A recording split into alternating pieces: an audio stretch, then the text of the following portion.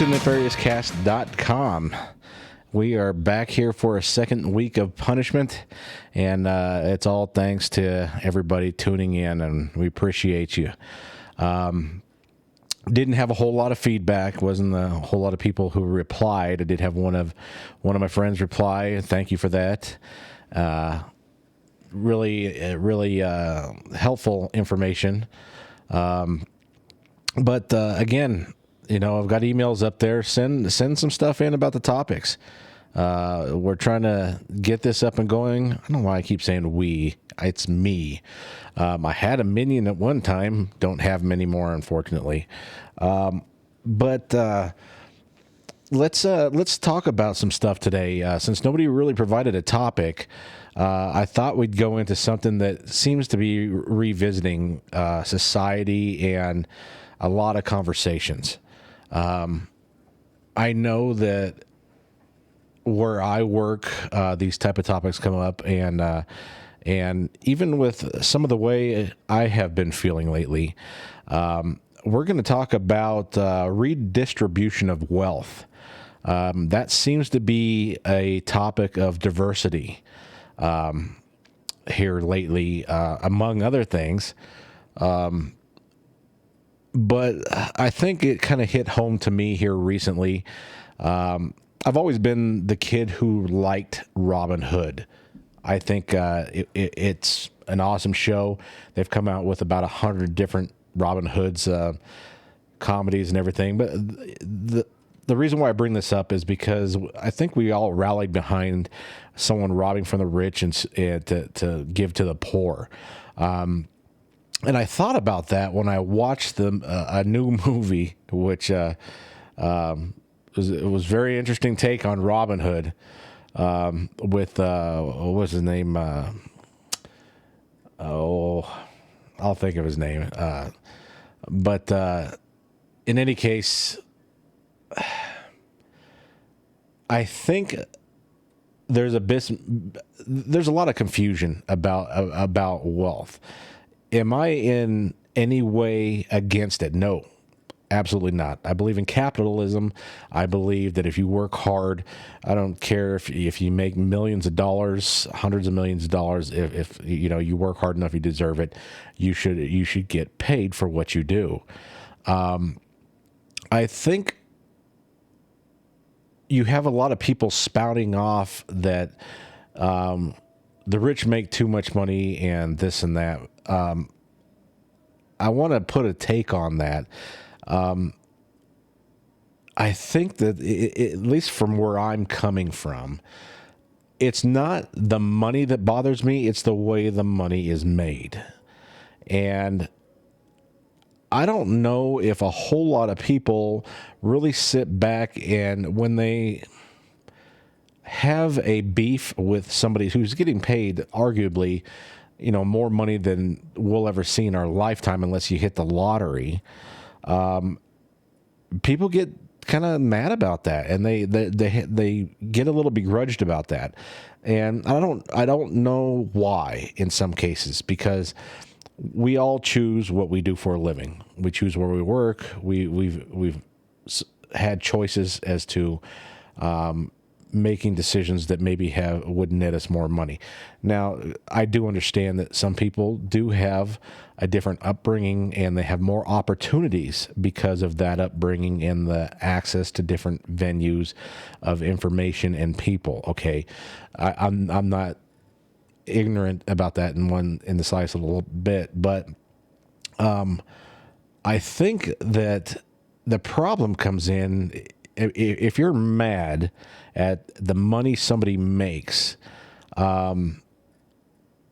is it because you feel that you should have some piece of that, or is it the way that it's made?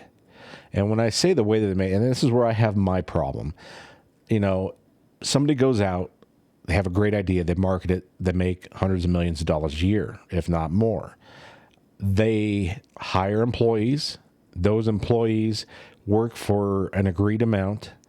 But the company pays those employees decently. He or she pays the employees what they're worth worth and for their hard work. Okay. They pay benefits and things like that. And, there's nothing, the company doesn't do anything that is illegal, and, everybody's making money. CEO makes $200 million that year, or whatever the CEO makes. I have no problem with that whatsoever. Okay. That's a business. That's what happens in a business.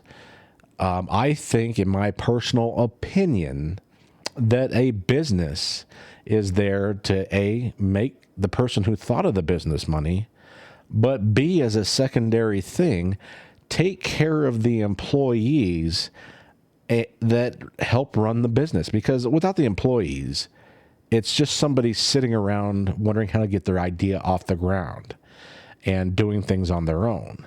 Nobody can do that. Okay. I don't know. Well, if you're sitting in a chair like this, you might be able to do it, but it's taken a multitude of money. It's taken a lot of training and things. And really, unless I want this cast to take off in a better direction with more viewers, I didn't get a chance to upload it up to YouTube. I've been very busy this week. I work another job. That's what pays the bills. I've been interviewing with other companies. There's a lot of things that have been going on all week long. I was waiting on a new lens for video because the way my setup was, I was occupying more space than I wanted to, and I have a little land cow in here named Bruno that likes to walk back and forth, and he'll bump into the stands. So I needed to move the stands closer and out of the way more so he could get back and forth. I needed a different light. The light I had was when I initially started recording. The light that I had is as bright as the sun, and it doesn't adjust for temperature to try and match the surrounding lights, or it was too bright. I couldn't control it. I was literally had the light at 1%, and it was still too bright. And it was a daylight light. It was up to 5,600 Kelvin, I think is what daylight is. I'm probably wrong, but I think it's 56. But this, the light I have now ranges anywhere from 2,800 Kelvin all the way, or is it Kelvin? Yeah. Kelvin up to 6,500 Kelvin. So it can adjust somewhat yellowish and, all the way up to where it's bright white. And so, it takes a lot to get ideas off the ground. And do I think you should get paid for it? And can you, yeah, absolutely. Can you do it on your own? In most cases, not. Especially if you're selling a product other than yourself and your skills. Yeah, you're not doing anything by yourself. So, a company that makes a lot of money pays themselves a lot of money, but as long as they take care of their employees well, I think that is something that I have zero issue with. Do I have an issue with somebody who makes hundreds of millions of dollars, or even $1 or $2 million? Their company makes a ton of money, and their employees are barely scraping by because they can't afford to pay their bills, or maybe they hire sweatshops in a different country. They're paying a bunch of kids to sew up something. Yeah, I have problems with that. That's where I have a problem with the distribution of wealth. I think that if your company is not taking care of your employees and making sure that they can do the best they can with their life, you've got an issue, and I've got a problem with that. Especially if you're doing illegal things. If you're doing illegal stuff and your employees are hurting, or you're using sweatshops or whatever else, yeah, I'm going to be one of those people saying, yeah, I'm not so on board with the $100 million you made when you're paying, your employees, $20,000 a year to do some tasks that, should be paid more. Okay. You could, that 20,000, there shouldn't be any employee in the United States that works full time and gets paid less than about $35,000 to $40,000 a year. I do understand there's jobs out there that were never meant to feed a family.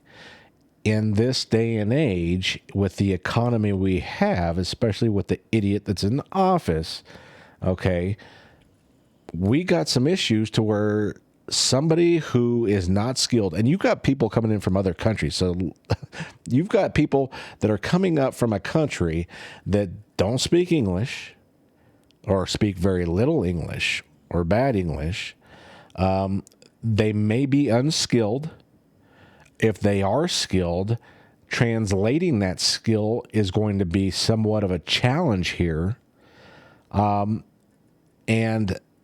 they're going to need to get paid. And, you know, they're going to have to work some of these jobs that don't pay as much, you know, until they can get their, you know, maybe they're attend some English classes or find a job where they predominantly speak Spanish. You know, you can get away with it for a while in this country, but at the end of the day, you better know some English. Otherwise, you're going to have somebody there interpreting for you all the time, you know, or you're going to have a job to where you can't go. Your options are so limited. You won't be able to go anywhere because your language is keeping you in a barrier. So there are those jobs that people are going to be working that do not pay as much as other jobs. And I get that. You know, you go to work at Taco Bell, those type of jobs were meant for high school students, okay? Those type of jobs, I mean, granted, yes, you do have adults that manage those things and make a decent living. Fast food joints, 7-Elevens, and all those type of things.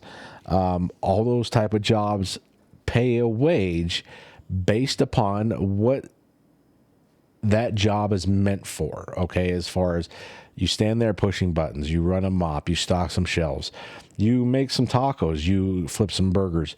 You know, the job is just not demanding, doesn't require a whole lot of skill. Anybody can do it. They need somebody to be consistent, on time, show up to work, and work while you're there. That's essentially what is needed for that job.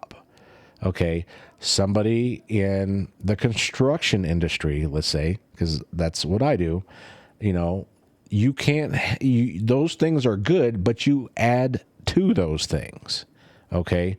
You have to add on, you must have skills, certifications, you must be trained in the skill set or the industry that you're working for. So, you know, you're not going to find guys that are getting paid a lot of money that primarily work with wood and framing that are working in the underground cable business, okay? They might be starting out in a new career, but they're not going to draw the pay that they were as a skilled person in their field, okay? And so you're stepping up the qualifications that someone has to have for these jobs. This is something that I'm going through currently. Okay, I have a multitude of qualifications and certifications. I'm an ICC special inspector. I'm an AWS certified weld inspector. I've been in this business for almost 20, well, I guess if you add everything up over the years, I've been in construction well over 20 years. I've been in this business welding wise about 20 years. I've been a professional welder and a fitter. And I've welded on anything from gates to transit system things to buildings to pipe. I mean, there's not a whole lot that I have not welded on or have had some sort of role in creating. Okay, I started out as a painter and a driver for $10 an hour. I started out in this business when I started out making money in this business. I actually was welding and things before that, but it was more learning and all those type of deals. But I started out as a painter and a driver. I made $10 an hour. I had to move up quickly because luckily I had help to where I was staying, and I had to go up to the ranks, and I needed to make my marketability better. Okay, the shop that I worked at the time, luckily I had a good owner. He made a lot of money. Him and his wife had invested and they had this business and they made good money every year. He made at least 2 or 3 times more than the next highest person down. Okay. And he wasn't making, I don't think he made millions, but he was definitely making hundreds of thousands of dollars. But he took care of us. You know, he let me stay and learn after work. One of the kids that was there that went to Lincoln at the time, he taught me, you know, welding, and the owner was always made sure that he was competitive in the wages at that time for what a shop made. And eventually I upped my skill sets, became a parts guy. I still have my Class A that I got for driving trucks, not back then, but I got it later on in my career so that I could be more marketable.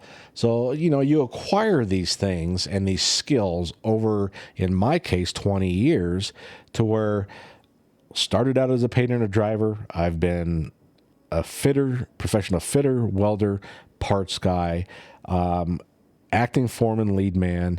I've done some project management, some purchasing. I'm a inspector. I've done multiple different types of inspections, all the way from manned space flight projects and government projects to your average everyday mechanical piping or structural steel project. I mean, I've done a lot. I've made it so that there is no part of this business I haven't touched or learned from and acquired those skills. And so I expect to be paid for those things. Okay. When you're an employer, you know, you have, like I said, like I was saying earlier, you have these wages, and some of these wages basically, yeah, they're made to be the $10 an hour painter driver wage. Okay, I get that. Flipping burger wage. Move your way up. You guys got more skills. If you're an owner and things, I have no, you know, obviously if you pay your people well, you provide them medical and things like that, and you're paying them decently for what they're doing. You know, that's a great thing, and I think that you should make as much money as you can. If you're, I'll say it again, if your guys are scraping together to stay, you know, to feed themselves, let alone pitch in on a family, I think there's some issues there. You're basically running guys into the ground, and you're taking advantage of people that probably are in a situation to where they can't get out and they're trapped. And a lot of owners will do that.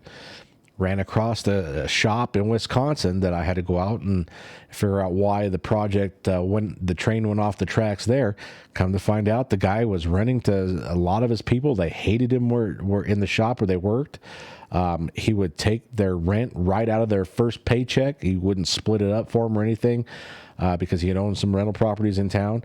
So they were flat broke for half the month. They had nothing. And some of the, you know, these guys had families. You know, luckily some of these guys, their significant other had worked some sort of job and to where they could, you know, get by and feed their family. You know, but that's a bad place to be when you're doing that. You know, that's awesome that you could have properties and rent to your people if they need it to happen. But if you're not working out something to allow your people to survive and still collect your rent, I think there's an issue there. I mean, so I guess that's my point, is in this distribution of wealth that seems to be the topic and argument going around, how are you making that wealth? Okay. Do I think people have a right to your money? No, I do not. Do I think you have a right to take advantage of people to their detriment to make that money? I have a problem with that. Yes, I do. And I think that most people do. And that's where the lines get blurred. I think that people say, well, the rich are getting richer and the poor are getting poorer. You know, to some degree, yeah, that's true. and to some degree that falls on both entities. Okay. There's a lot of people out there who do not learn, and they don't have any skills, barely an education, and they're not trying to make themselves better so that they can grow and learn. They're trying to find a job and just live. That's partially, actually that's a lot on that type of individual, because if you have no motivation to go and make money and get better, that you can't bitch about the money that somebody else has. If you're not trying to get out there and put the work in that they did to try and make yourself money. Okay. Because it doesn't grow on trees. It's not going to fall in your lap, and it's not up to somebody else to just walk over and give it to you. Even though if you're a panhandler these days, people will do that. I have a problem with that too.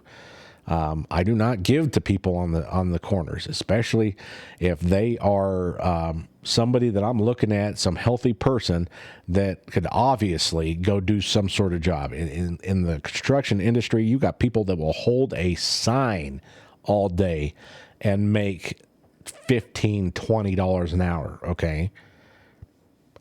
I don't feel for somebody that's begging on the street for hard-earned money that other people have made, because they're too lazy to work, or they flat out just don't want to work. They just want to take somebody else's money. I got a problem with that. You've got people who just are mad about the fact that they can't make money. They have you got a lot of college students that say, hey, the rich are getting richer and they're putting everybody else down and blah, blah, blah, and they should pay more. Why? Why should they pay me? The top rich people in this country pay more taxes than anybody else. Okay? If you pay 20% taxes and they have to pay 20% taxes on $200 million, they are paying $40 million in taxes. Do you understand that? They pay more than you will ever see in your lifetime in taxes. And you pay, let's say you make $20,000. Okay? And you're paying $4,000 in taxes. I mean, come on, really? At some point in time, they have paid the lion's share. Yes, they made more money. They pay more taxes. That's how it works. These guys and everybody out there is doing the same thing. You've got a government who pisses away your money on a daily basis. Okay? And everything they take in taxes, they're giving it to countries that we don't even belong in. Okay? But we're sending billions over there when we've got issues here.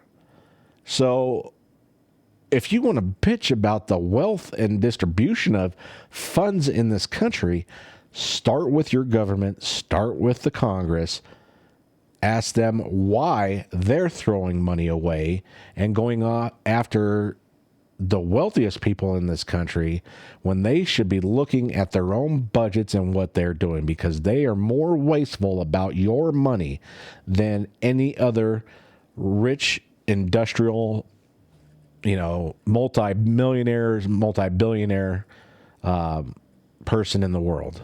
There's some out there that take advantage of their employees. Yeah, they have a reckoning coming, and I believe that they should get one.